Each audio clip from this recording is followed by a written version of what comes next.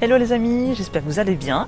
Et surtout que vous allez bien m'entendre puisque j'ai le voisin qui a décidé de se mettre à la tondeuse quand j'ai décidé de commencer cette vidéo. Donc je suis ravie. Mais c'est pas grave, il m'en faut plus. En tout cas j'espère que vous allez bien m'entendre. J'ai mis mon petit micro pour que ça puisse le faire. Donc c'est parti. Aujourd'hui j'espère que ma vidéo va vous aider une fois de plus. Parce que je voulais vous partager en fait mes 4 rituels pour avoir une vie plus douce. Donc, pour changer votre vie et la rendre plus douce. Alors c'est parti. Le premier rituel, ce sera finalement de vous poser la question tous les jours en fin de journée, pourquoi est-ce que je suis reconnaissante? Ou pourquoi est-ce que je suis reconnaissant? La question peut paraître toute bête, mais c'est vraiment la mécanique en fait qui nous intéresse, c'est pas tellement la réponse. La réponse elle est différente d'une personne à l'autre, il n'y a pas de mauvaise réponse, hein. Clairement ça peut être voilà, aujourd'hui je suis reconnaissante parce que j'ai pu je sais pas, écouter mon podcast sans être dérangée par les enfants. Aujourd'hui j'ai été à Disneyland. Vous voyez, ça c'est pas la même échelle quoi. Tout dépend des goûts de chacun, mais voilà, vous avez compris l'idée. En fait là ce qui nous intéresse c'est plutôt la mise en place d'un mode de pensée. Vous voyez, c'est plutôt d'apprendre en fait à voir le beau même quand il est tout petit, plutôt que de voir le négatif même quand il est tout petit aussi ou qu'il est énorme. Enfin voilà, voir plutôt le verre à moitié plein qu'à moitié vide. C'est vraiment une gymnastique de l'esprit à faire, mais c'est important. C'est tout simplement faire preuve d'intelligence émotionnelle en fait. Puis vous verrez qu'en faisant ce travail-là, peut-être pas les premiers jours, hein, bien sûr, ça demande parfois du temps selon les gens, mais ça vous permettra d'avoir des relations sociales, donc avec les autres, plus épanouies, plus sereines aussi. Puis ce qui peut être sympa quand vous allez faire ça, donc ce que je vous conseille c'est de prendre un papier ou idéalement un petit carnet, voilà, un petit petit bloc-notes là. Vous notez votre gratitude et vous pouvez la noter aussi sur une échelle de 1 à 10. 1 étant bon, c'est pas foufou quoi, je suis contente mais c'est pas dingue, et 10 c'est j'étais tellement remplie de gratitude quand j'ai pu faire ça, quand j'ai réussi ça, quand j'ai vu ceci, quand voilà, vous avez compris. L'idée c'est bien de mettre une petite échelle comme ça, c'est sympa. Le deuxième rituel que je voulais vous partager, quand je fais ça, Catherine est morte de rire. Voilà, bref, c'était la petite aparté. Donc je m'auto-soule quoi. Le deuxième rituel, sans rire, dont je voulais vous parler, c'était, et en plus c'est hyper important, enfin les 4 sont super importants, mais là, moi celui-là, voilà, je trouve que c'est un peu une des bases quand même, c'est d'être capable de mettre un mot sur nos émotions désagréables. Alors attention, je vous vois venir, hein. Pas les émotions négatives, hein, ça n'existe pas. Il y a celles qu'on apprécie, il y a celles qu'on apprécie moins, mais c'est pas négatif. Ils sont toujours là dans un but logique et naturel. Alors pourquoi faire ça? Je vais vous passer le blabla un petit peu des neurosciences parce que je pense que je vais vous perdre. Mais en clair, le fait de nommer ces émotions désagréables, ça va en réduire leur impact. C'est plutôt cool quand même. Parce que clairement, quand on est bien remonté, qu'on est en colère, on a plutôt envie que ça se calme plutôt que ça s'aggrave.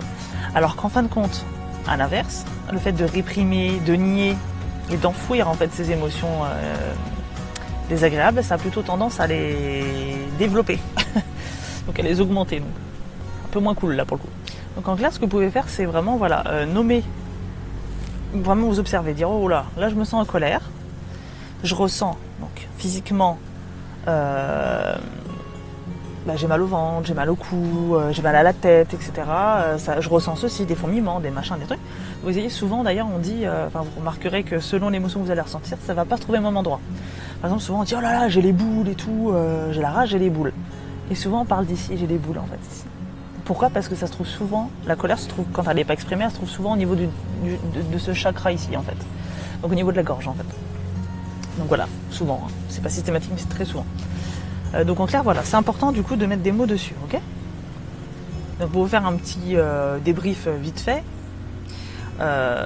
c'est très important de comprendre les émotions parce que par exemple la peur, faut savoir l'identifier, faut savoir identifier vos émotions. Par exemple la peur, souvent ça vient d'un danger, d'un inconnu, de quelque chose qu'on ne connaît pas. Par exemple, regardez les gens racistes, et souvent ils le sont parce qu'ils ne connaissent pas en fait. Par exemple une personne raciste des musulmans, en fait elle ne connaît rien aux musulmans, elle ne connaît pas le Coran, etc. Elle ne connaît rien à cette religion-là. Donc du coup elle en est raciste. Une personne qui est raciste, je sais pas, qui est homophobe, elle est homophobe, pourquoi? Parce qu'en fait elle n'y connaît rien. J'arrive même pas à imaginer ce que cette personne peut imaginer, mais vous voyez un petit peu le truc, voilà, c'est souvent la peur de ce qu'on ne connaît pas. L'association aussi de se sentir en danger. La colère, ça vient souvent d'une frustration, d'une injustice, un gros sentiment d'injustice, une blessure évidemment, et d'un sentiment d'impuissance aussi. La tristesse, par contre, elle vient généralement d'une perte. Voilà, quand on a perdu quelqu'un de cher, par exemple, un décès, etc. Je parle de la tristesse émotionnelle, hein. Quand on a perdu la confiance de quelqu'un aussi. Hein. C'est pas forcément la perte d'un être cher, hein. Ça peut aussi être autre chose. La douleur, par contre, elle est liée souvent à, pas systématiquement, hein, tout ça c'est un peu des généralités hein, que je vous donne, mais bien sûr ça a toujours à voir au cas par cas évidemment, mais voilà, la douleur généralement elle est liée à une séparation. La joie, elle par contre, elle vient généralement d'une réussite, ou d'une vraie rencontre avec les autres. Vous voyez, vraiment quand on est en symbiose avec quelqu'un, sur le plan amical, sur le plan amoureux, sur le plan pro, etc., c'est une vraie rencontre de âme à âme, vous voyez. Donc là on ressent beaucoup de joie. Enfin voilà, il y en a plein des émotions, hein. Là je vous parle des plus connus. Mais voilà, et ce qui peut être vachement bien, c'est si vous avez décidé d'en prendre le temps, et je pèse mes mots, je dis bien décider d'en prendre le temps et non pas si vous en avez le temps, parce qu'on a toujours le temps, après on priorise certaines choses plus que d'autres, ça c'est libre à chacun.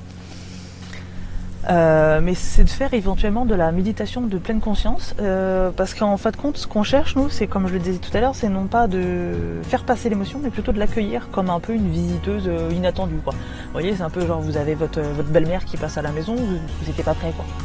Vous n'étiez pas prêt. Ah, salut. Pas trop prêt, t'as pas fait ton ménage, t'es encore en pyjama, ou voilà, ou le livreur, vous voyez, qui vous amène votre colis, par exemple, c'est du vécu. Vous avez encore la serviette sur la tête, tout ça, bon bah, ok, bon bah rentre, je vais te donner un café, machin. Bon, on n'était pas prêt, on accueille, c'est ok, et après repart. Et ben avec l'émotion désagréable, c'est un peu ça. On n'est pas forcément prêt, on n'est jamais prêt d'ailleurs. On se la prend en pleine poire, faut la digérer comme je dis, l'accueillir, et après elle repart. Pour moi c'est un peu une forme de digestion, vous voyez. Donc voilà pour ce point-là. Le troisième rituel, c'est de prendre des décisions. Alors c'est prouvé en fait par les neurosciences que prendre des décisions, ça aide à réduire l'anxiété.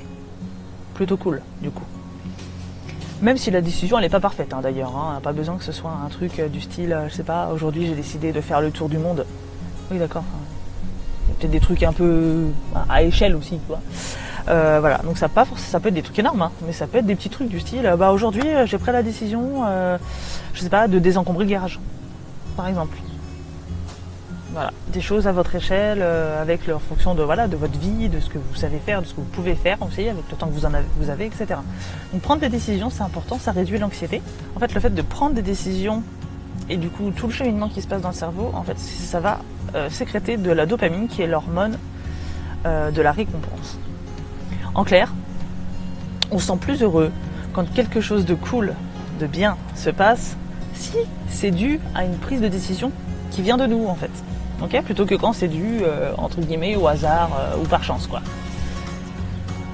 D'ailleurs, il y a l'un de mes mentors que j'affectionne beaucoup qui dit: on se contente pas de choisir des choses qu'on aime, on aime les choses qu'on choisit. Voilà.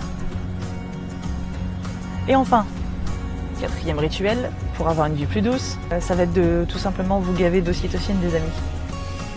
Alors vous le savez sûrement si vous me suivez depuis un moment, l'ocytocine c'est l'hormone du bonheur, du plaisir, de la sérénité, du bien-être. Okay, donc pourquoi ce rituel est important? Parce que tout simplement c'est ce qui va vous faire ressentir du bien-être, de la sérénité, comme je viens de le dire, de l'amour, de la détente. Donc imaginez-vous si vous passiez une journée entière sans cette hormone-là. Pas vous faire de dessin, mais clairement ça doit pas être fun quand même, hein. Donc là c'est important, on a envie de passer des belles journées, même quand il y a des moments pas évidents, on a que ses émotions, etc.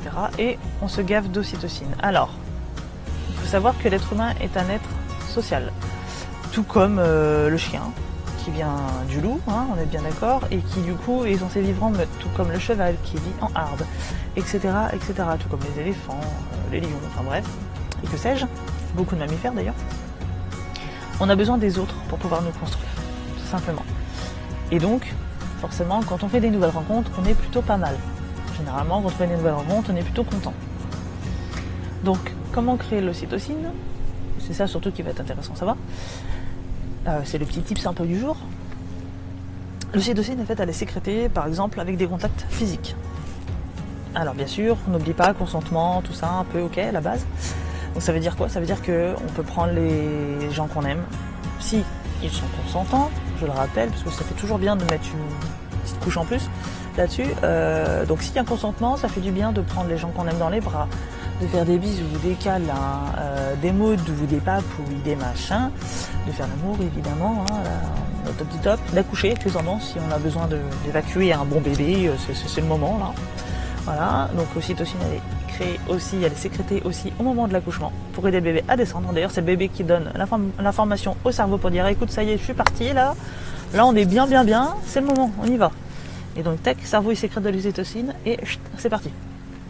Bref, on va pas rentrer dans le détail de l'accouchement, mais il faut savoir que quand vous avez une péridurale, par exemple, on vous donne généralement des ocytocines de synthèse et qui ne font absolument pas l'effet escompté. Et c'est pour ça que souvent le travail est beaucoup plus long. Bref, c'était la petite parenthèse accouchement. Soit, elle est aussi sécrétée sans qu'il y ait contact physique, cette ocytocine. Donc par exemple, parler d'une personne qu'on aime, avec laquelle on tient beaucoup. Avoir une conversation agréable avec quelqu'un, je sais pas moi, partager du plaisir avec quelqu'un. Qu'est-ce que je pourrais vous dire d'autre comme exemple? Prendre un bain, voilà c'est quand même un peu physique quand même, mais un bain avec de l'eau chaude évidemment. Échanger des regards tendres avec une personne qu'on affectionne particulièrement. Des regards complices. Voilà, grosso modo, hein, on a plein de façons de sécréter de l'ocytocine, mais en clair, quand vous vous faites plaisir, vous sécrétez de l'ocytocine. Voilà. Quand vous passez des bons moments, quand vous êtes entouré de personnes bienveillantes, qui vous font du bien et à qui vous faites du bien, ocytocine. Ok? Donc les amis, on va faire un petit check-up, tout ça. Vous prenez des notes si vous voulez. Comme ça, vous pouvez vous mettre un bon post-it sur votre bureau, sur votre frigo, sur votre miroir pour l'avoir le matin ou le soir avant de faire votre petite toilette du soir, je sais pas. Mais au moins comme ça, ce sera noté noir sur blanc et vous ne pourrez pas le zapper. Les 4 points. Premièrement, avoir de la gratitude. Ok. On note le soir en fin de journée, idéalement, ce pour quoi on a la gratitude. Ok. Et même d'ailleurs, de temps en temps, reprendre le calepin sur lequel on avait commencé à noter il y a un moment déjà et se les refaire, les relire de temps en temps. Et ça, c'est pas mal. Ça fait quand même du bien. Puis ça rappelle des souvenirs en plus, donc c'est chouette. Exprimer absolument ses émotions désagréables. Très important. Pour ne pas les réprimer et donc les augmenter. Nous, ce qu'on veut, c'est les faire redescendre, accueillir et faire redescendre. Donc exprimer ses émotions désagréables, ok? Troisième point, prendre des décisions. C'est important. Même des minus, tout ce que vous voulez, mais des décisions. Et quatrième point, se gaver d'ocytocine. Ok? Alors voilà les amis, j'espère que cette vidéo vous aura été utile, qu'elle vous aura plu. Surtout qu'elle vous aura vraiment aidé parce que moi, je fais des recherches derrière, j'ai quand même du boulot. Cette vidéo-là, non pas, enfin si je compte le moment de la tournée, le moment de la montée, le moment de faire parce que je l'écris quand même pour avoir mes idées et tout ça pour pas perdre le fil. C'est pour ça que de temps en temps vous voyez me regarder en bas. En fait j'ai mon ordi qui est là et puis voilà, je prends des notes. Ça demande quand même beaucoup de temps. J'y suis depuis avant-hier sur cette vidéo-là, donc voilà. J'espère qu'elle vous aura plu. Je serai un peu dégoûtée, sinon moi je vous le dis clairement. Voilà, à un moment donné il faut dire les choses. Donc voilà, c'est du boulot. Donc comme on dit, tout travail mérite salaire. Moi mon salaire c'est quand j'ai un petit pouce, je suis contente. Quand j'ai un petit commentaire mignon, sympa, je suis contente. Ou tout simplement si vous le sentez de partager cette vidéo-là à quelqu'un qui pourrait en avoir besoin, vous allez aider cette personne-là évidemment, mais du coup voilà, moi ce sera mon salaire aussi. C'est ma façon de gagner ma vie aussi en quelque sorte. C'est de savoir que j'ai fait du bien autour de moi et ça n'a pas de prix quoi. Donc voilà les amis. Sur ce, moi je vous dis à la semaine prochaine et surtout prenez soin de vous, profitez du beau temps maintenant, ça y est, il est arrivé normalement, il ne doit pas bouger, il doit rester là. Et voilà, demain chez nous c'est 29 degrés, donc là on est vendredi, moi je vais monter ça demain, donc samedi, donc normalement 29 degrés, papa il a commencé un petit peu à nettoyer la piscine. Quand je dis papa c'est Thomas, hein, bien sûr. Je vous rassure, je l'appelle pas papa entre nous, hein. On n'en est pas là. Donc voilà, je pense qu'on va passer un doux week-end. Et puis voilà, j'espère que vous aussi. Je vous dis à bientôt. Bye bye.